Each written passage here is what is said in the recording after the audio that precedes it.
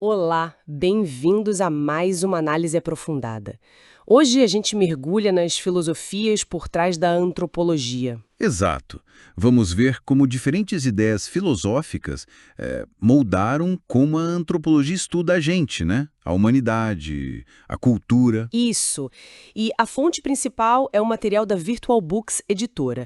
Só para deixar claro, não é antropologia filosófica, aquela que pergunta o que é ser humano. Não, não. É a filosofia na prática antropológica, como ela pensa e age. Perfeito. Então, vamos lá desvendar isso. Bom, começando lá atrás, século XIX.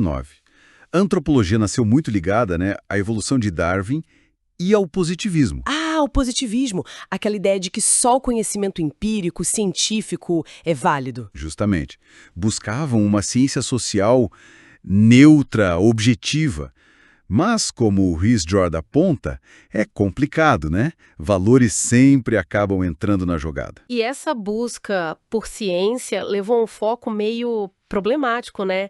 Nas diferenças físicas, raciais, intelectuais. Sim, totalmente. Daí surgiram aquelas taxonomias raciais, o determinismo biológico e a eugenia. Figuras como Herbert Spencer viam isso como, tipo, progresso evolutivo. Que perigo, né? Como uma filosofia pode ter um impacto social tão direto? Com certeza. Mas olha, o próprio conceito de raça foi muito criticado depois.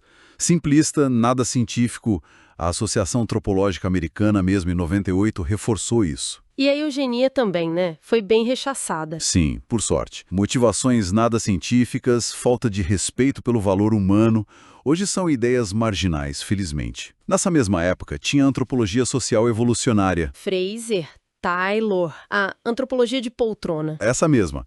Buscavam origens das instituições, mas muito baseados em relatos de terceiros, sem ir a campo. Meio especulativo, então. Bastante. Focavam nos fatos sociais, como Durkheim, mas as críticas foram fortes. Reducionismo, fontes duvidosas e principalmente aquele evolucionismo unilinear. Que via a cultura ocidental como o topo, né? Etnocêntrico. Exatamente. Mas isso preparou o terreno para uma mudança. Pro naturalismo. Ah, agora sim, o trabalho de campo, a etnografia. Isso, o naturalismo muda o foco. Valoriza a observação direta, a imersão para entender o significado lá de dentro, sabe? Com empatia. Malinowski foi um grande nome disso. Reconheceu outras formas de saber. Exato. Teve a vertente do leste europeu, mais ligada ao nacionalismo, focada na cultura camponesa autêntica, mas também criticada por isso. E a outra vertente, a mais famosa. A escola etnográfica mesmo, de Malinowski e depois Geertz. Combinar o estudo fora com a observação participante. Buscar a perspectiva nativa. Yeats e a descrição densa. O que é isso na prática? É ir fundo. Não é só ver, sei lá, alguém piscar o olho. É entender as camadas de significado cultural daquilo. É um tique, um sinal, uma paquera. Uhum. Entender o contexto. Isso é interpretativo. Mas também criticaram, né? Diziam que era muito subjetivo, pouco científico. E com essa imersão toda, como fica a ética? Boa pergunta. Isso ficou mais forte nos anos 70, depois de uns casos complicados, tipo o Projeto Camelot. Aí surgiram códigos de ética. Focados em quê, principalmente? Em não prejudicar os estudados, segurança, privacidade, dignidade. E o consentimento informado, claro. Mas tem debates filosóficos aí, né? Tipo, Os humanos são sujeitos ou objetos de estudo? A quem o antropólogo deve lealdade? Aos sujeitos ou a quem financia? E o relativismo cultural que está implícito nisso tudo. entendi. Aí depois da Primeira Guerra vem o Franz Boas, né? Uma virada importante. Fundamental. Boas criticou muito o determinismo biológico. Para ele, o ambiente e a história eram chave.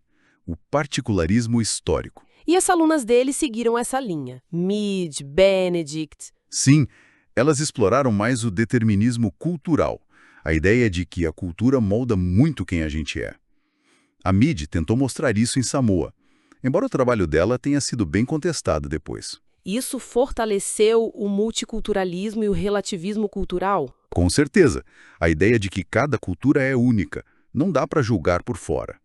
Mas isso também gerou críticas, claro. Porque é difícil aplicar na prática um relativismo total. Exato. E leva a um certo pessimismo sobre poder comparar ou mesmo entender outras culturas. Ao mesmo tempo, surgiram outras escolas. O funcionalismo britânico? Isso, com Evans Pritchard, Radcliffe Brown. Viam a sociedade como um sistema, cada parte com sua função. Tinha uma pegada meio positivista ainda. E o estruturalismo francês, Lévi-Strauss? Esse buscava estruturas universais na mente humana, uma gramática cultural por baixo das diferenças, influência de Hegel. Mas ambos, funcionalismo e estruturalismo, foram criticados por serem reducionistas, meio dogmáticos. E chegamos aos anos 70, a crise da representação. O que foi isso? Foi um momento de autoquestionamento muito forte, com influência de Foucault, Derrida. A própria autoridade da antropologia foi posta em xeque. Como assim? Críticos como o Assad disseram que a antropologia tinha sido uma ferramenta colonial. Outros apontaram como as categorias ocidentais eram impostas. As próprias etnografias passaram a ser vistas como textos, sabe? Subjetivos, cheios de relações de poder. Nossa! E o relativismo ficou ainda mais forte. Muito. A reação foi uma virada reflexiva.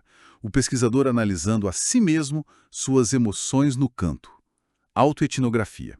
Mas aí não corre o risco de virar só um diário? Exato, essa foi a crítica. Autoindulgência, relativismo extremo.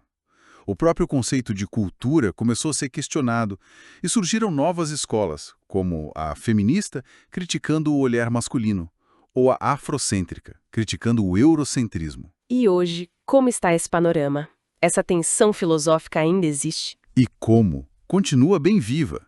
De um lado, você tem uma antropologia evolucionária mais recente. Com base mais científica, empírica? Sim, buscando conversar com a biologia, né? Aquela ideia de consciência do E.O. Wilson, de integrar saberes. Usam métodos quantitativos, neuroantropologia, teoria dos memes. E as críticas a essa abordagem? Acusam de reducionismo, de ignorar o significado cultural e até de poder justificar hierarquias dependendo do uso. E qual seria o outro lado dessa divisão? Seriam os interpretativistas ou naturalistas, o pessoal focado no significado, na subjetividade, em entender a cultura por dentro. É uma divisão bem fundamental sobre o que conta como conhecimento válido. Uma divisão real, então, não só teórica. Bem real. Afeta departamentos, linhas de pesquisa. Para ter uma ideia, em 2010, a Associação Americana de Antropologia tirou a palavra ciência da sua declaração de missão. Imagina o debate que isso gerou. Uau! Então, resumindo, a antropologia parece estar sempre nesse cabo de guerra, né? Entre tentar explicar a experiência humana de um jeito mais científico e precisar interpretar a riqueza cultural e subjetiva que talvez escape a isso. É fascinante observar isso. Como essa tensão que não se resolve continua definindo o que a gente acha que é um conhecimento legítimo sobre nós e os outros. Isso levanta perguntas bem importantes sobre os limites da disciplina, né? Sobre o que ela busca, afinal. Fica então a reflexão, né? Como será que a escolha de uma linha filosófica na antropologia, seja ela mais positivista, naturalista, pós-moderna, acaba influenciando quais histórias sobre a diversidade humana a gente ouve, quais vozes ganham destaque e, no fim das contas, o que a gente aceita como verdade sobre quem somos? Gente, encontro vocês em outro podcast. Não esqueçam de se inscrever no nosso canal.